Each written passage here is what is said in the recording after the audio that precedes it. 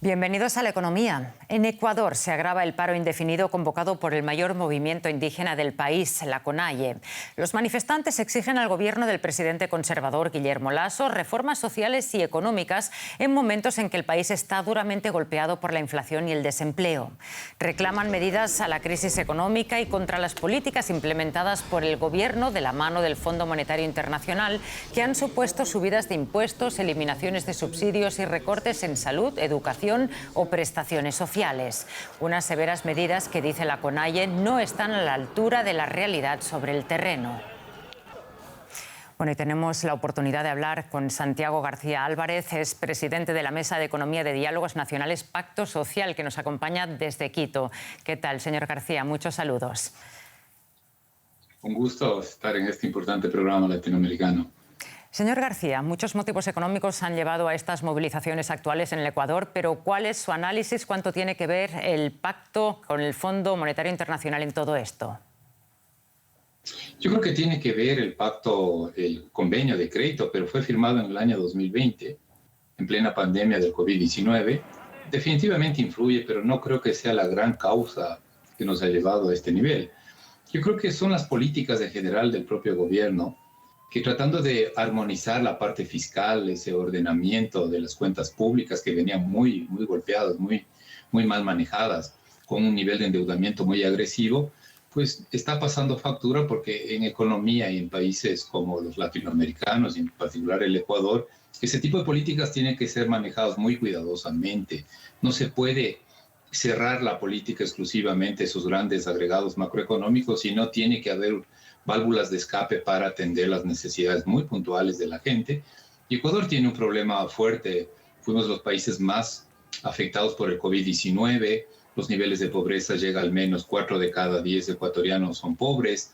Entonces, claro, es un caldo de cultivo, digámoslo así, unas circunstancias difíciles, una combinación de circunstancias que nos ha llevado a una situación francamente muy complicada, muy dramática en estos momentos para el país. ¿Cuán grave diría usted que es la situación macroeconómica ahora mismo y qué posibilidades habría de un repunte en medio de esta crisis global? Bueno, Ecuador tenía previsto crecer este año 2022 al 3%. El año anterior creció al 4%. No son tasas de variación extremadamente bajas. Tampoco nos alcanza quizás, pero sí quiero contextualizar de que tampoco es que veníamos de una situación de estancamiento profundo. No, más bien venía el país tratando de recuperarse, sus indicadores macroeconómicos estaban tratando de llegar a unos ciertos equilibrios, pero yo insisto ahí, quizás la lección, y es la lección para América Latina, hay que combinar esta necesidad de equilibrios macrofiscales, macroeconómicos. Por ejemplo, tenemos una reserva internacional muy alta, está bien, eso es necesario, pero no tenemos inversión pública. Estamos con reduciendo los números rojos del presupuesto público, pero no se hizo gasto en salud y en educación, una cuestión dramática justamente para enfrentar todo el tema post-COVID. Entonces, va por ahí el país. Este momento es una situación muy complicada porque nos ha llevado a una paralización económica este rato. Son 10 días del paro nacional organizado, promovido por la principal fuerza política que es social, política y social, que es el movimiento indígena en el país. Se van a desequilibrar seguramente los indicadores, se van a deteriorar más los indicadores macroeconómicos, pero no hay salida. Tenemos que buscar alguna salida para que el país pueda subir hacia adelante. Gracias. Es el análisis de Santiago Javier García sobre la situación actual en Ecuador. Un saludo. Entre tanto, en Chile, más de 45.000 trabajadores de la empresa nacional del cobre, Codelco, se sumaron hoy al paro nacional convocado por los sindicatos en protesta por el anuncio de cierre de la fundición Ventanas, tras los reiterados casos de intoxicaciones entre la población cercana. Paralelamente, el Gobierno de Chile ha anunciado un acuerdo que permitirá a Codelco reinvertir un 30% de sus beneficios anuales en su cartera de proyectos en el periodo 2021-24. El plan le permitirá además fortalecer su balance financiero, reduciendo la necesidad de incrementar la deuda. Quintero y Puchuncaví, el conocido como Chernóbil chileno. una de las zonas más contaminadas de Sudamérica, a 140 kilómetros de Santiago, dos localidades ubicadas en lo que fue una turística bahía de Valparaíso. En 1958 el gobierno chileno relegó la pesca y la agricultura para convertir la zona en un polo industrial. Hoy alberga 4 termoeléctricas a carbón y refinerías de crudo y cobre. Los habitantes de la zona están casi habituados a intoxicarse por la contaminación que emana del mastodonte industrial. Tuve a mi hija con suero, su diagnóstico, como te lo acabo de mostrar, intoxicación por gases desconocidos. Y volvemos al mismo cuento del 2018. En ese año, unos 600 vecinos sufrieron vómitos de sangre, dolores de cabeza, mareos, parálisis de las extremidades, además de extrañas ronchas en la piel de los niños. El pasado 9 de junio, un nuevo episodio de intoxicación afectó a casi 150 personas. Después de eso, el presidente Gabriel Boric anunció la clausura de la Fundición Ventanas. Hoy existen cientos de miles de personas que viven en nuestro país expuestas al deterioro ambiental severo que hemos causado o permitido y que como chileno me avergüenza. Nuestro gobierno está tomando todas las medidas necesarias para que esta decisión, que va en directo beneficio de la población, no genere consecuencias negativas sobre los y las trabajadoras de la empresa. Y puedo afirmar con responsabilidad que ningún trabajador ni trabajadora se quedará sin su empleo en la compañía. Tras esta declaración, los trabajadores de Codelco, la empresa estatal del cobre, empezaron a movilizarse contra el cierre con el respaldo de portuarios y contratistas. Este miércoles iniciaron un paro nacional al que se han sumado 45.000 de los 60.000 trabajadores de la empresa.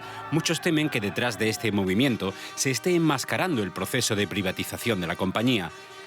El gobierno lo ha desmentido y ha anunciado un plan de reinversión que permitirá conservar los empleos. Creemos que podemos hacer cosas distintas, diferentes, podemos entregarle mayores aportes al país y sobre todo con fundiciones limpias, puras, sanas. La paradoja es que la mayoría de la población del Chernobyl chileno trabaja en las mismas industrias que contaminan su entorno e intoxican a sus familias. Su pan depende de ello, por lo que no demandan el cierre de todas las empresas, sino un mejor hospital, detener nuevos proyectos industriales, trasladar la fundición Ventanas y, eso sí, cerrar las termoeléctricas de carbón. Esto no es de derecha o de izquierda. Esto es el gobierno que esté. Siempre se van a proteger los intereses de quien te da los recursos para el país. Tenlo por seguro que prefieren sacarnos a todos, a los 30.000 personas que viven aquí en Quintero, antes de cerrar del parque industrial. Chile aglutina el 28% de la producción mundial de cobre. La minería representa cerca del 10% de su PIB y está jugando un papel fundamental en la recuperación económica del país tras la pandemia. Aunar salud, ecología y progreso económico no parece tarea fácil en el Chernóbil chileno. El presidente de Estados Unidos, Joe Biden, pedirá el jueves al Congreso que suspenda por 3 meses el impuesto federal que se aplica a los precios de la gasolina. Esto dejaría sin efecto temporalmente los impuestos de 18 centavos por el galón de gasolina y 24 por el de diésel, que entre otras cosas sirven para financiar el mantenimiento de las carreteras. El precio de un galón de gasolina en Estados Unidos alcanzó este mes los $5, todo un récord justo cuando el país vive la inflación más alta en 40 años. Biden también instó a los estados a eliminar sus impuestos locales sobre el combustible, que suelen ser más altos que los federales.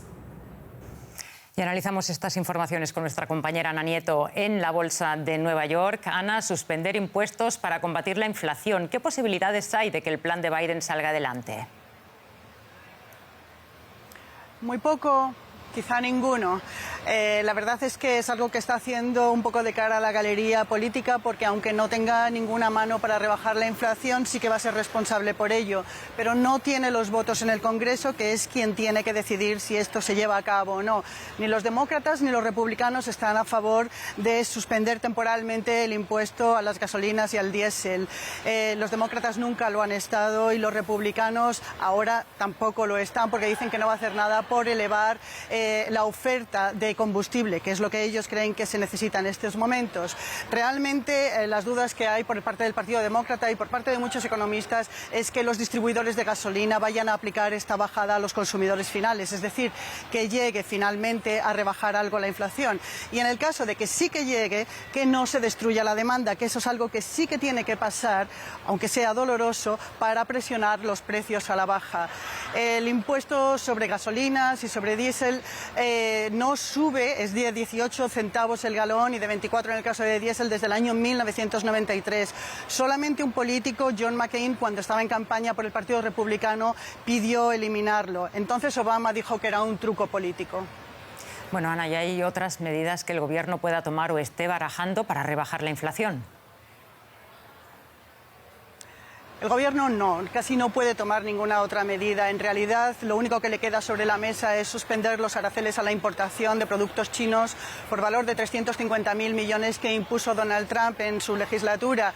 Es algo que le quitaría la presión a China por sus prácticas comerciales y tardaría bastante en llegar a los consumidores. En realidad, quien puede atajar la inflación es la Reserva Federal. El presidente de la Reserva Federal hoy ha estado en el Congreso hablando con los congresistas y diciendo que no le va a temblar la mano para subir las tasas de interés lo que sea necesario, incluso aunque le cueste una recesión al país.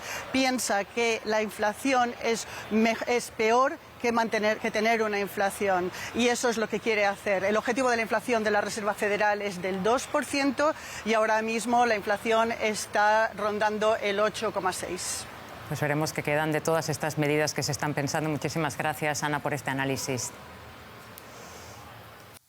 Y con esto ponemos punto final a la economía. Muchas gracias por acompañarnos de nuevo y por elegirnos para informarse.